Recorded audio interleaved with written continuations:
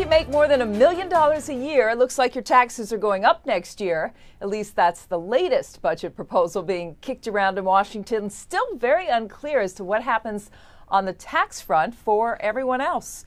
John Hewitt, CEO of Liberty Tax Service, joins me now. So good to see you. Good to see you. Can you even give clients advice on tax planning for next year, given what the situation is in D.C.? This is the toughest year ever. This is my 43rd year in the industry. Wow. And it's by far the toughest year ever to give advice in advance. We can tell you what to do for this year, but it's totally murky as to what to do in the future. Does that mean, since so much is unclear on these potential tax changes, your business outlook is unclear as well? How does this affect you on a day-to-day basis? The biggest impact is when people file. We have a standard graph of X percent of people file in January and X percent in February and X in March and so forth. That's going to change this year.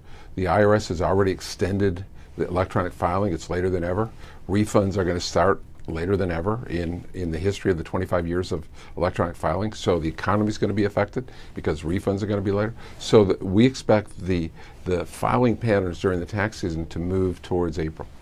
What does that mean for your hiring? Tell me a little bit about what you're expecting on the hiring front this year. How does it compare to last year? Well, fortunately, we've expanded over 10% in our locations this year. We've added over 400 locations. So last year we had almost 50,000 seasonal employees. This year we'll have about 55,000 seasonal employees. But if they push the peak from January in more pronounced in February, we'll have to hire another 5,000 or 10,000 people just to handle that busiest week of the tax season, which is traditionally the first week of February. Now, let me ask you, you raised this point that we'll see an impact on the economy if these refund checks are delayed. Something I've never actually thought about. What is the correlation, or how much of an impact potentially could we have? What's the average refund check? Is it spent all in full? Yeah, out of the average customer in January gets a refund of over $3,000. Wow. And there's tens of millions of people that file, and they spend half of it the first day and the balance of it within the first week.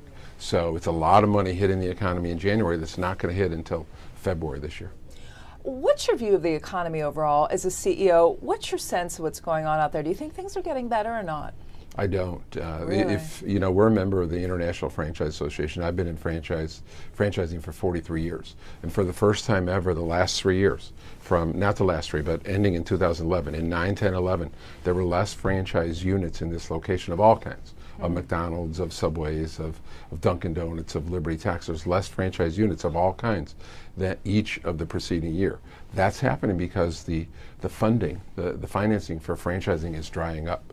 Liberty's fortunate. We're in a good market, a growing market. It's recession resistant because it's death and taxes and change, and it incorporates all that.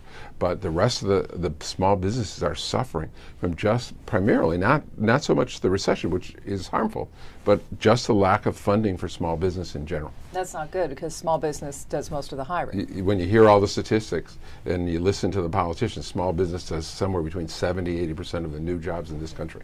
And today we're all suffering. So do you think if the financing situation changes, we will see a pickup? Oh, absolutely. We have franchisees ready to expand. We have 2,200 franchisees, and on average they have two offices apiece. And when I was at Block, they grew to 6 or 7 apiece. When I was at Jackson Hewitt, they grew to 6 or 7 apiece. So we have franchisees that are just dying to grow, but capital is hard to come by.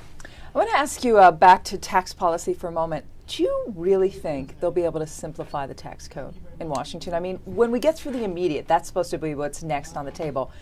What are the odds that actually happens? There's a couple of reasons they're not going to simplify taxes. Number one is when they survey Americans, the Americans want lower tax for themselves. They want it fair and they want it simple. There's nothing fair and simple. The example I use is, let's say you killed someone. They pass a law. If you kill someone, you'll be killed. What happens if I killed someone in self-defense? What happens if I'm defending my family?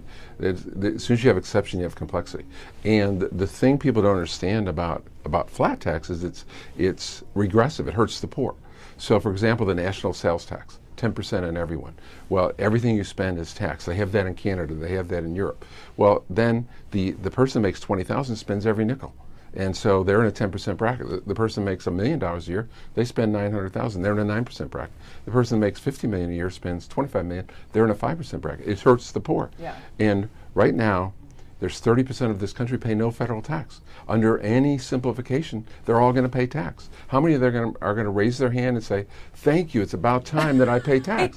I'm tired of those millionaires paying 60% of the tax. It's my turn.